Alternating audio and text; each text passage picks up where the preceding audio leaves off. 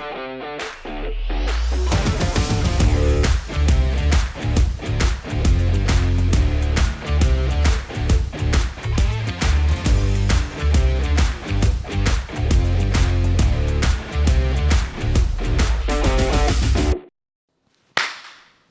back to the Impact Show. I'm so excited to have my friend Alex Fielding here, founder of Privateer Space.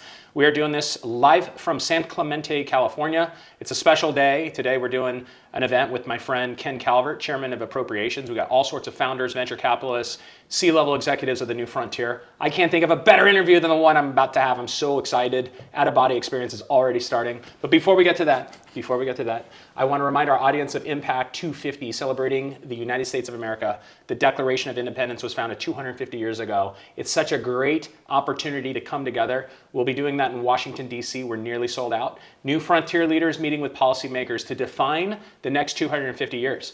Unlike last year, it's not just going to be a conference where we have speakers on stage, panels, interviews, keynotes. This is going to be the most powerful roundtable ever assembled in the history of time, where you got policymakers, founders, investors, all them together defining the next 250 years, the roadmap of the new frontier, the roadmap of the space industry, and all these contributors to trillions of dollars into the GDP and job growth for America. That is very important to me. I want to live out my life for my country, and I hope you're there, not only celebrating, but purposely defining the future of America. Today, I'm interviewing Alex Fielding. He's created an amazing company. Some people might know who your partner is, but I'll let you get to that. But we've got an amazing audience of entrepreneurs, founders, impact makers, and I'm so excited to share your story with them. And maybe, Alex, you can kind of tell our audience who you are, where you came up, grew up, and how you got into what you're doing right now. Sure, yeah, thanks for having me. And I'm very, very excited for the events to come, so thanks also for the invite. We started Privateer Space about 5 years ago, but I was born and raised in California, grew up in the tech industry here, started my career at Apple, Exodus, have done a couple of other startups that we've exited successfully. But Privateer started out and remains a passion project. And I know a lot of people say, do what you love, but we really do love what we do. So Privateer was started kind of trying to answer some fundamental questions about geospatial intelligence and what the future of geospatial autonomy would be. So it's not just about understanding things from subsea to space in one place, because they all interact with each other. We don't live in this insular world of one domain. But the other thing was, how will this impact our everyday lives? How will these things connect with artificial intelligence? How will they start out as agentic and maybe, have some chat interfaces and move into things that are fully autonomous, coming very, very soon? So we've really tried to kind of focus on these areas and try to answer those questions as best we can while delivering, new technology that we think looks like magic. Right. So tell us a little bit about your founder story, like who you are as an individual, how you grew up, and where this entrepreneurial vision came from. Yeah, I wish I could say that all the dots naturally connected moving forward, but they really didn't. I started my career at Apple when I was very young and went off to a couple publicly traded companies and got to experience that before getting the total bug of entrepreneurial kind of behavior, right? Find a problem, solve it, build great teams, and bring things to market. Privateer is an interesting one. Steve Wozniak and I started a GPS locator company 24 years ago called Wheels of Zeus, because we don't know how to name things, so Woz.com sounded like a good name for a locator company. Okay. And at the time, we had about 2,000 satellites on orbit, but about 1,100 of them were dead. So we used to joke over milkshakes, like someday we'll be the world's first space garbage men. We'll drive on the back of the trash truck and we'll take these disused, defunct satellites and we'll toss them in the compactor and clean up this domain. But it started as kind of a tragedy of the commons. You wait 20 years and then you see the space domain really flourish, right. But the trash actually exceeded the number of active satellites and continues to. So we actually have more junk in space than we have active satellites today. So when we started Privateer, we were asking ourselves fundamental questions about what is the nature of this truly new frontier, because it is now a frontier that is open to commercial work. Right. And what is it going to look like 5 years from now, 10 years from now, 20 years from now? Can we envision that, and can we help make that happen? And I think we came up with a whole bunch of things that were broken in geospatial intelligence and what we call Earth observation. This is like satellites from space with cameras and sensors looking at planet Earth, delivering insights that help us in our everyday lives, in our climate, in our companies, in our governments, the way that we behave as nations and also as individuals. And we thought it was fascinating that in space, there's I'm a Neanderthal, right? So I think in these very general, primitive terms.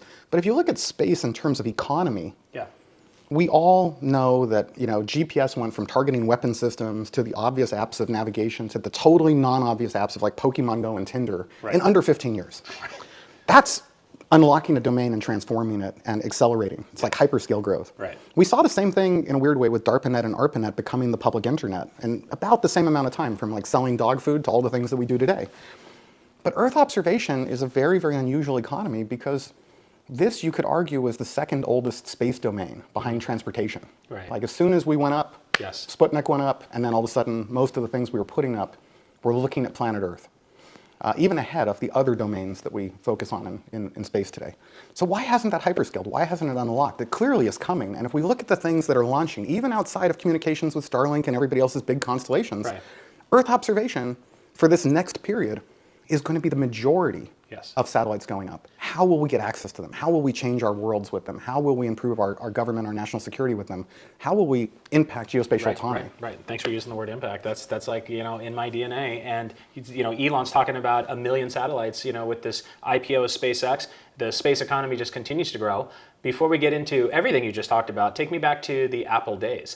I did my master's degree in organizational leadership at Chapman University. It was one of the greatest decisions I ever made. Being a leader, being an entrepreneur, doesn't necessarily mean you have to be a founder of a company. You can also be a leader within an enterprise, within Apple. I just keyed in on something you said there. Can you tell us a little bit about that phrase? Because I think a lot of our viewers are stuck in these huge enterprises where there might be thousands of employees, and they think the grass is greener on the other side as a startup, entrepreneur that's raising capital and creating a platform. What are your thoughts on leadership and entrepreneurship within a large-scale enterprise? Yeah, it's all about mission and it's all about people. And I think that sometimes the tech industry as a whole gets a bad rep for treating people like numbers, right? Because we are so analytically, logically driven. But I think most entrepreneurs, and I guess I'm not trying to speak for most entrepreneurs, but I think most of us, when we are concerned about an industry evolving, because startups should never work. Mm-hmm. I mean, I think that's the thing that people lose sight of. If you're starting a company, the odds are completely stacked against you. So you better like being the underdog, right? You better be very comfortable with the idea that your odds are completely against you. The other thing that I think most people don't realize is that the failure rate's so high. Right? So you're talking about going up against incumbents to right a wrong that you find in the world, where and venture capital knows, 85% of these companies will go completely under in 18 months. 85% in 18 months. To put that in perspective, what's the restaurant failure rate in 18 months? I think it's even higher. It's like 30% of restaurants fail, 85% of startups fail. Okay. So you're saying that startups are higher than restaurants? The failure rate. Yeah. Okay, right. Because long term, though, restaurants usually fail, right? Yeah. I mean, usually there's a high failure rate. People, dine at the same place over and over again. They get sick of that place. Unless they reinvent themselves, it's going to be hard to bring that customer back. But in the scale of being an entrepreneur, starting a business, you have an 85% fail rate. So the chances are you're not going to actually succeed if succeeding means taking your company beyond failure. And I think that is what it means, right? Right. So it is a really interesting set of challenges also, because if you think about it that way, if you are entrepreneurial, but you are not passion-driven, you must fix it. Right. Then start a restaurant. You'll have much better odds of success, right? Which is a crazy notion. Sure. And that's probably how I gained some weight. But it's true. Tell me about your relationship with that revealed partner of yours, Steve Wozniak. So how did he come into Privateer, and how do you guys balance each other? What are the strengths of each of you as the two co-founders of the business? Steve, I love Steve to death. And, nepotism sometimes does exist in the world. He is by far one of my best friends on the planet. And I will say, Steve, if there's a lesson to be learned by every entrepreneur, it's Steve Wozniak. And the reason I say that is you've got a billionaire who never needs a security detail because he has never wronged anyone, and nobody wants him dead. Right. Within reason, nobody wants him dead. He can travel on his own. Mm-hmm. He enjoys meeting people. He's outspoken and helpful and gives back to the community. So Steve is actually, in a weird way, the ultimate success story of, to thine own self be true, right? Just follow your heart, follow your passion, and do the right thing. Right. So I think he's the ultimate American story for success. Steve, when we started Privateer, we were asking ourselves these questions about what is holding back this near-Earth, on-orbit economy. What is it going to take to unlock it? Mm-hmm. We weren't thinking about solve one problem. We were thinking solve an economy. Right. If you look at solving the economy for space, boy, it's broken. And when you have something that target-rich, like the space domain, where there's so many things that don't work, you don't have to fix them all to build a really successful enterprise or to unlock a total economy. You just have to fix a few fundamental things The rest of it, I'm not saying it'll fix itself, but there will be other like-minded crazies Sure. who will chase you into this and say, let's go, we agree with that path, or we have a better idea, which is totally great. And to pay homage to your partner, Steve, who's also a friend of mine, I felt full circle when I got introduced to you because I felt like there was a godly thing.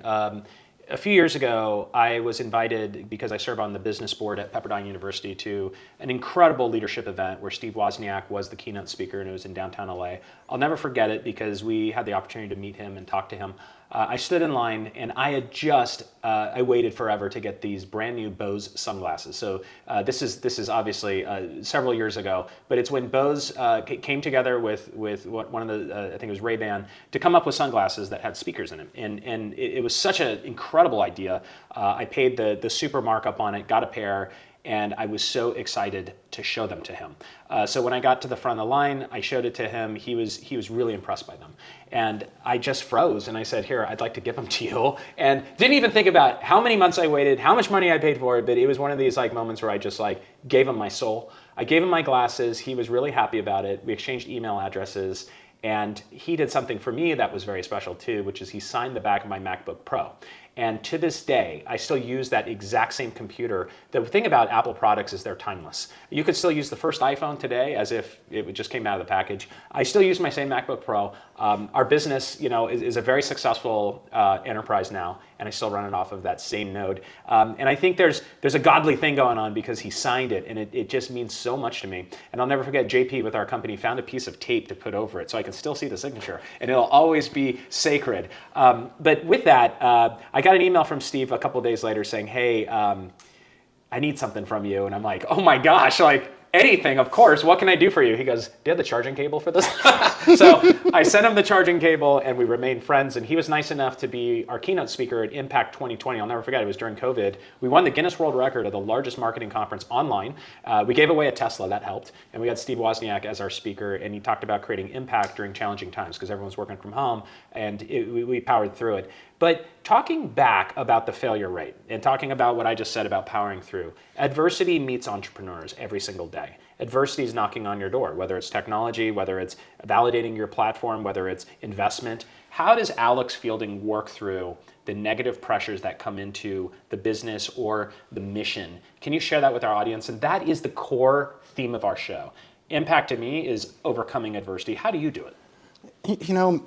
I don't want to quote Mike Tyson too much here, but right, everybody has a plan until they get punched in the face. And the thing about entrepreneurship is that you have to just be prepared that will be every single day. And in a weird way, I think the resilience test is, it's not, are you going to get punched in the face? You will be punched in the face repeatedly. You may end up landing on the ground momentarily. Mm-hmm. Then the question becomes, what's the count before you get back up? Mm-hmm. And I think really great entrepreneurs have an ability to get punched in the face and hop right back up. Right. And go, okay, I'm ready for that again. Mm-hmm. Not that they would like to do it again, right, but they're ready for it again. And if you enjoy that, not that you're a masochist, I wouldn't put masochism in the category, but if you enjoy that adventure and you enjoy solving problems at that scale and that pace, then you can get punched in the face as much as it's going to take for you to succeed and solve the problem. If it's not something you're passionate about, if you're debating, do I do this or do I work my 9 to 5?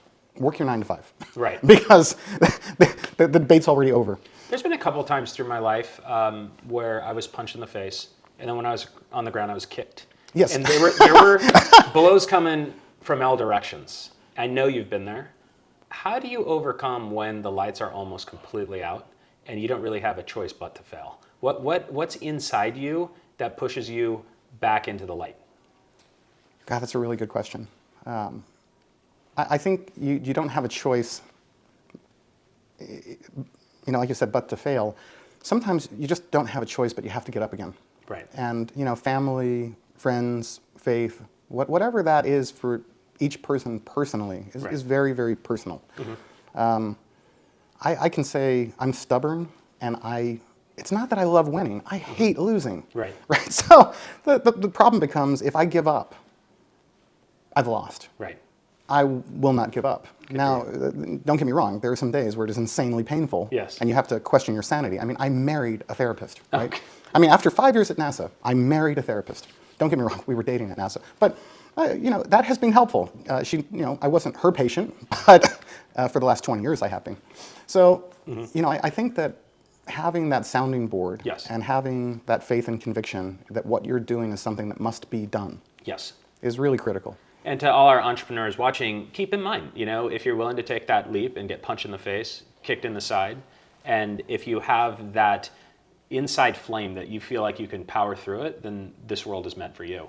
And I do think what Alex is saying about the space economy, I talked to my friend Omar a lot, our mutual friend, about the infinite side of space. And when we look around and we look at economies, take the automotive industry, take the farming industry, take any industry, you can almost see with the human eye the limits of how far you're going to get from a market cap because you have a tangible. When you look at the space industry that you're in, there's almost an intangible because it's infinite. And Cam Gafarian spoke about this when we were together in Palm Beach a few months ago about just how small we are at the end of the day in relation to the size of the universe. And that's the industry you're working with. You're working with an industry that has scale that we can't even put our minds around. Where if you look at any other market in the GDP, there are validation markers around it because there's a physical, tangible end to it. Tell me your thoughts on that and where you see the space economy now that the world is moving away from government running it and more the commercial markets, which to me is really compelling. What are your thoughts on the limits of space and the space economy? I've got an easy challenge to solve, which is that the space that we deal with at Privateer is really our near-Earth space. Mm-hmm. It's not outer space, it's near-Earth space. And the funny thing is, flying in here from Hawaii, where we're headquartered, we're about, 3,000 miles-ish apart from California to Hawaii. Sure. Our space assets are 500 kilometers up for the bulk of these low Earth orbit things that we're really talking about. Starlink, the space station, things that we spend a lot of time maneuvering around. That's like 300 miles. Right. So space, to us, is 1/10 the distance. Correct. To where we normally are to each other, which is, it makes it feel a lot more finite, right? We're actually pretty close to each other. But the on-orbit economy, Woz and I really saw 4 fundamental things as broken. One of them, you touched on, right? Before Elon broke open, and I'll give a lot of credit to Gwen, before Gwen broke open transport, the notion that companies could affordably put things in space. Companies could always put things in space. Affordably is another question. Right. And with Starship coming, we're talking about a domain where for under $1,000 a kilo, Elon will say free, Gwen will say sub 1,000, you will be able to put almost anything in low Earth orbit. Right. That totally transforms this domain. And of those 4 things that were really broken, when the space industry started and opened, there was no notion that a commercial company would ever own a rocket. There was no notion that a commercial company would own things in space. Governments own things in space in the 1970s, right? So the Outer Space Act and treaties and the Outer Space Affairs Office of the United Nations, when these treaties were formed, we only had the notion that we had lifted shamelessly from the maritime domain, which was launching state. Sure. Where do I put my boat in the water? Nation state. Who's the captain? Well, now we have a situation where our best friends and allies, right? Our Quad Alliance, our Five Eyes partners, our NATO allies that operate things in space, we now have a notion that each of them has launching state and nation state associated, and to share data, we don't have unilateral trade. Right. So there's no and it's a busted analogy, but there's no automated clearinghouse like what you have for the credit card industry, for the space industry. Correct. So we need to solve that first piece, which is create unilateral or quick access to trade in space between our best friends and allies. And we have to do that urgently. And who governs that? That's a great question. Yes, and I've challenged Ryan Kreiser, I've challenged Omar, all my space guys, what are your thoughts? Who governs that? Look, I hate to say it, but America first, baby. Okay. So I think...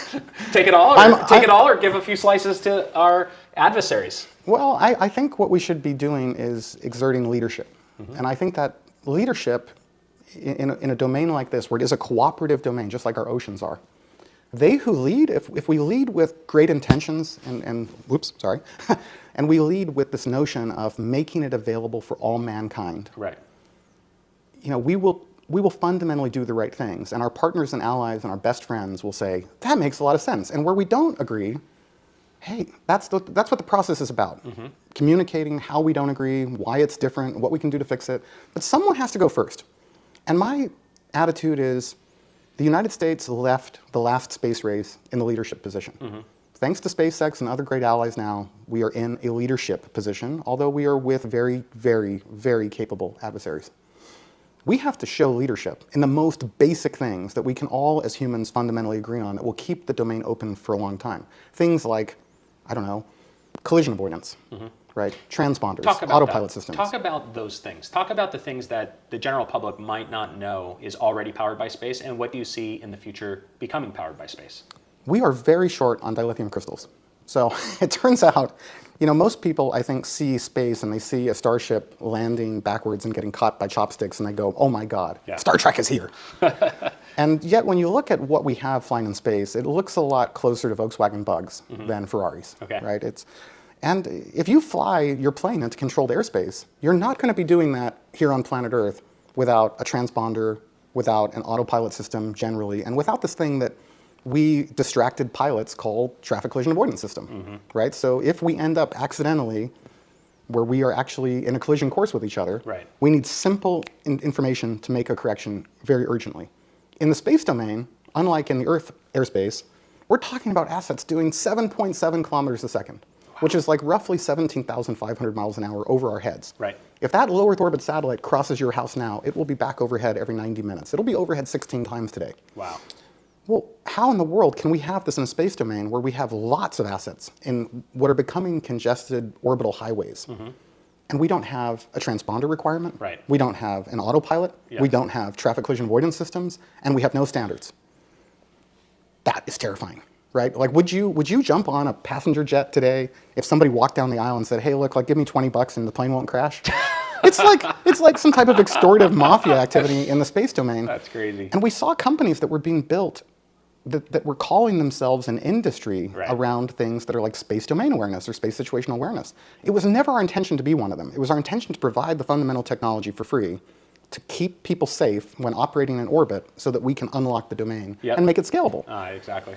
So that was kind of one of the fundamental flaws, or two of the fundamental flaws we saw in space. I think 3 and 4 are actually just interrelated, which is that companies that operate things in the space domain know a lot about operating in the space domain. But if you become fully vertically integrated in space, it's Lord of the Rings. Exactly. And you now have to convince everyone, my sensor on my satellite is me precious. This is the one sensor to rule them all. And that's all you need. And we know that that is not true. At Privateer, our average customer is using and relying on a minimum, well, okay, can't say minimum and average, but 4 sensors to complete a particular problem set. That means there is no one sensor to rule them all. And a lot of the data is also coming from ground. The flip side of this is geospatial companies that don't operate things in orbit. They don't really understand operators. They don't really understand tipping and queuing and scheduling and where is the thing and what sensor at what resolution and what nation state and how do I get access to it. So you've got this flip side of the on-orbit economy where it's disconnected, it's disparate, it's dangerous. Right? These are things that are not normally conducive to building a hyperscale economy. We have to fix that. And I believe the United States is in the best position to do that.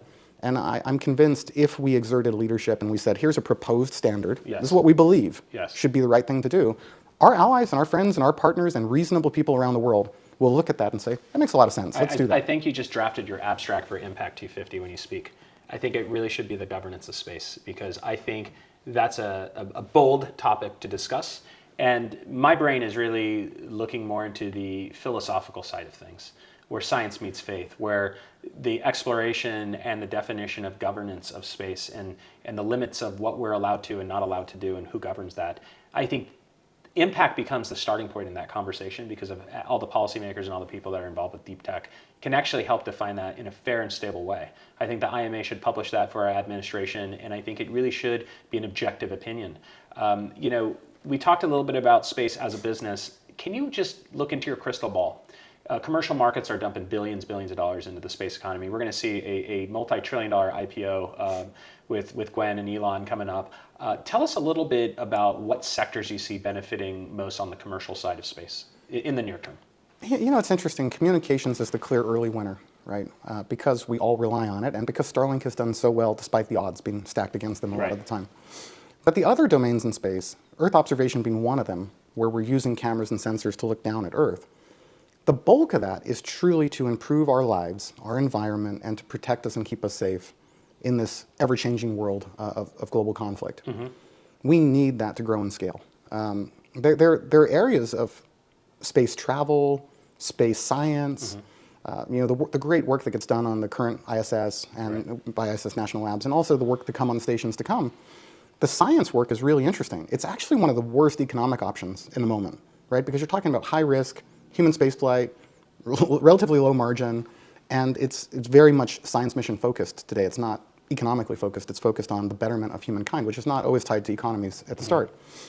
And the other domains in space are things we don't talk about as much. It's weapons and war fighting, it's targeting, it's a whole bunch of things that we must do to some degree, but we have to do mindfully, measurably, reasonably, and at parity, or close to a parity with other nation states. Right. So I think in a weird way, and I'll tell one bizarre story, but I ended up like Neil deGrasse Tyson and our team ended up at like Salisbury Plain on the summer solstice last summer at 2 in the morning, and we did what you should not do. So do not do this. We hopped the barbed wire fence by the side of the road because we forgot that it was closed for the Druids for their sacred religious ceremony.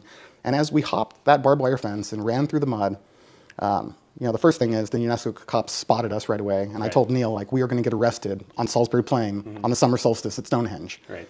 And Neil was like, what a great way to get arrested. But the reason I tell the story is while running through the mud with our teams, the conversation turned to our bus driver believed that Stonehenge was a portal to another dimension. And we argued, his name was Ty, he was a wonderful guy. We argued with Ty that maybe the greatest technology the aliens had brought the human race was probably not rocks at Stonehenge. Right. But we also talked about that, and Neil said, well, don't you know, if the aliens had come here, they would have just blown us up. Right. Right? And like magnifying glass, we're an ant. Right. And we had this argument at Stonehenge, not an argument, it was actually just kind of a friendly debate. But I was like, what if becoming a true spacefaring interplanetary or intergalactic race or civilization someday requires cooperation and requires peace and prosperity? What if it's the opposite? Right. What if we actually effectively have genetically engineered out the desire to fight wars and each other, and instead we must work cooperatively to get off this rock? Right. And other civilizations will have had to do the same thing. Right. Possible. Possible. Right? I'm not saying we know, but possible. And to me, it feels likely that these will be traits that are going to become more common. So, every time watching the Artemis II crew, right. I think for my generation, yes. like I was not alive to watch Apollo 17 land on the moon, right? I wasn't alive to watch, everybody thinks about Neil Armstrong stepping foot on the moon. Sure. Not many people talk about Gene Cernan stepping foot off the moon for the last time on Apollo 17. I wasn't alive for that. Watching Artemis II go back, it's inspirational for all humankind that we are exploring this domain and that we are taking it another step. Right. And, no matter, I know everyone has mixed opinions on everyone, but, when Elon says he wants to get to Mars, I believe him. Right. He wants to go to Mars. Right. He's going to do whatever it takes to get to Mars. Along those lines, let me throw a question as a dear friend, special friend of mine that I talk to about this a lot. He actually instilled a thought in my head, which completely threw me. But the whole time that I've been alive, it's always been about chasing the aliens and chasing the life beyond the life on Earth. And that could be anywhere. On the planets in our solar system, it could be anywhere in the universe. What are your thoughts on the design of all this just for us here on Earth? Do you think that's a possibility? Yeah, I sometimes wonder if we found intelligent life here. So I'm not entirely sure. That was a good one, man. But I didn't see that one coming. That was fantastic. We look for aliens in a super weird way, yeah. right? Like I'm not saying that they're there or they're not there. I am saying we do look for them, but we do very, very, very little work looking for aliens, right? In a weird way, what we have done in space to look for aliens is the equivalent of like going to the ocean with a teaspoon and pulling some water out and going, nope, there's no marine life in there. I didn't find any whales. They don't exist. Right. That's what we've done in space. Right. So we have to get beyond that. And if we're really serious about it, we should start, doing much more activity to actually sense and see if there are any other, signals or intelligent life out there. I'm sure that there are. I mean, it would be a horrible waste of space if there weren't. Right. But I think most of we humans are most concerned about how is this going to benefit my everyday life? How is this going to help and improve my family's health, safety, resilience? How is this going to improve my job and my career and the things that I'm passionate about? What is this going to mean for my kids and the life and the world that they grow up in? And space is going to be a fundamental open domain that was not open when I was a child. And it seems like your industry of the space world, you've got something that a lot of industries don't have, which is curiosity. Curiosity drives the space economy. There's just this endless thirst of what's next and what could be possible. You mentioned telecommunications as a means of potential growth around all these satellites going up. I'm curious, do you see the Verizons and AT&Ts of the world getting wiped out by the SpaceX cell phone? Is that where it's going? Yeah, they're toast. Oh, okay. I mean, I hate to say it, right? But if Right. you're AT&T, and I have nothing against the terrestrial telcos, if you have the choice in where you will invest, Yes. and you know that Elon is a very competent, very capable enabler and competitor. Right. If you have a choice of investing $1 billion, $10 billion next year in beefing up your terrestrial infrastructure and building more lines that go across poles in the world to service remote communities, or you could invest that same $10 billion on-orbit infrastructure that will service that community without the need for terrestrial infrastructure, or less terrestrial infrastructure. For God's sakes, invest in, invest in this domain. I think the telcos are in trouble. Yeah. Because they're not making those scale investments. Correct.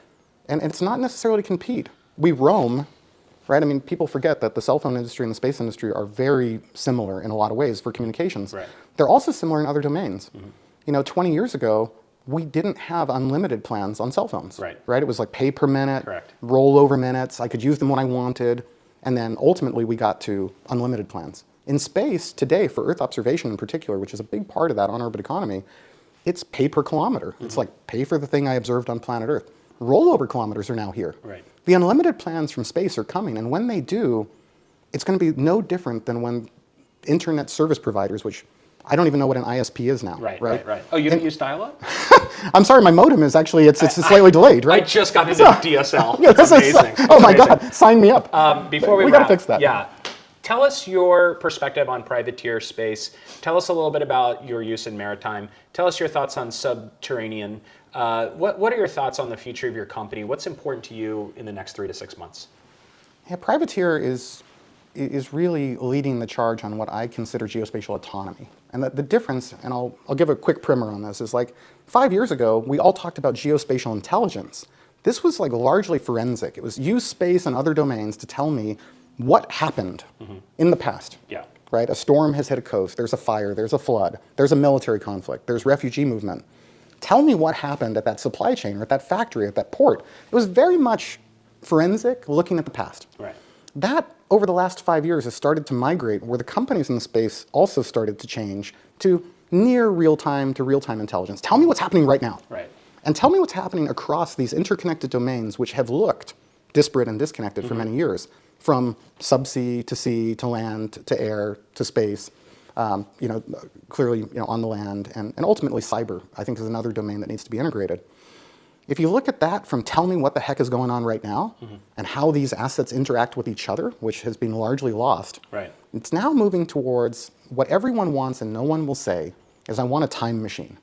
Help me predict 30 seconds in the future in a battlefield, in my global supply chain, what is going to happen tomorrow? What's going to happen next week? What's going to happen in a minute? The companies in the space have changed. So companies like Privateer that are very much focused on this, what we call multi-domain intelligence or multi-sensor fusion. We're using different sensors to look and understand things. We are predicting things. And now we're challenging our predictions, which is really interesting, right? You make a prediction, you have a thesis, you test it, see what happens, were we right or were we wrong? In some domains, we're getting it much more right than wrong. And I think this is going to be critical for a very big market that's coming that really great companies like Anduril and others are really innovating in, which is autonomy. Geospatial autonomy takes this entire multi-domain picture and says, how will we help things that are designed to fly themselves and float themselves and fight themselves and transport things themselves? How will we empower them in real time so that they can do it safely and they can predict what's going to occur before it does, especially when bad things are going to happen? It's great to predict good things, but it's critical we predict bad things. So Privateer, I think over the next 3 to 6 months, we'll begin announcing global partnerships that we're already working with that focus primarily on autonomy, on both subsea and space, which are the most similar of the disconnected domains. While we do work in land, sea, aerospace, and cyber, those two and autonomy operations, things that are self-driving, self-flying, we're one of 2 companies that I'm aware of in space that has ever flown a fully autonomous autopilot system. There's a lot of companies that have talked about it. There's a lot of companies that say it's coming. We've done it. So I think that will propel us, that was not an intentional pun, into some other domains where we can use this technology to enable our partners to do great things. And without giving your secrets away, I can kind of get my mind around how you can see land assets like trucks and vans. I can kind of see how you can see satellites, but how do you see underwater? Yeah, underwater and under land is really hard. You don't have to give away the secret. Maybe just tease how you're able to do it. I think the critical piece of what we're doing for geospatial autonomy, for things that do fly and float and fight themselves, The thing that has been missing from these domains are a variety of sensors that, and I'll say this has also changed over the last 5 years. Okay. 5 years ago, everything was about object models. Right. It was CNNs becoming machine learning models with CV, right? There was this transformational shift on Right. can we identify a car, a truck, a train, a boat, a plane? What does it look like with a vision model? And now we have LLMs learning about things that they see through various documentation over those similar common fundamental apps. Right. That doesn't help us find Bigfoot, right? It doesn't help us find the things that we suspect might exist, but we don't know exactly precisely what they look like, so we can't train a vision model. All of those vision models of the past are converting into foundation models for AI. Got it. And those AI foundation models are radically different. And I think that the industry, this geospatial thing, whether it's intelligence or autonomy, is transforming urgently. Where all of a sudden it was like, oh my God, we have the best object models in planet Earth, right? Right. We can tell the difference between that Geo Metro and that Mercedes and that car and that truck Sure, and that train.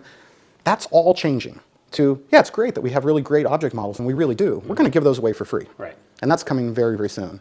Now the foundation models are all the disparate, disconnected data from subsea to space in one platform, Yeah. where each domain has to take into account all of those sensors and all of those things that we use to sense and detect to predict and forecast what's going to occur.